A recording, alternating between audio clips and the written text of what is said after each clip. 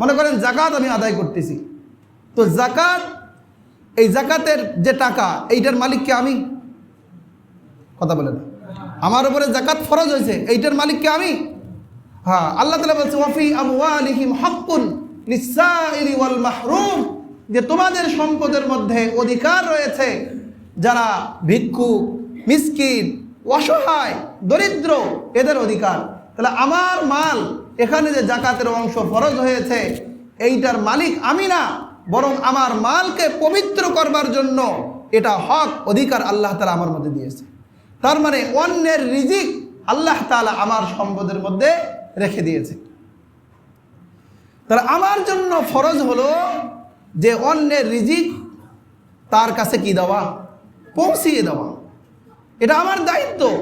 আমি যদি সেটি না করি, এই অবস্থায় মৃত্যুবরণ করি, আমার মালটা নাপাক থেকে যাবে, আর এই মালকে প্রকাণ্ড বিষধর সাপ বানাইয়া আমার গলায় পেঁচিয়ে দিবে, আর সেই সাপ আমার গালে, এই চোয়ালে ঠোকর মারতে থাকবে আর বলবে আনা মালুকা আনা কানজুকা, আমি তোমার সম্পদ, আমি তোমার মাল, যেই মালকে মহব্বত করে তুমি বের করো।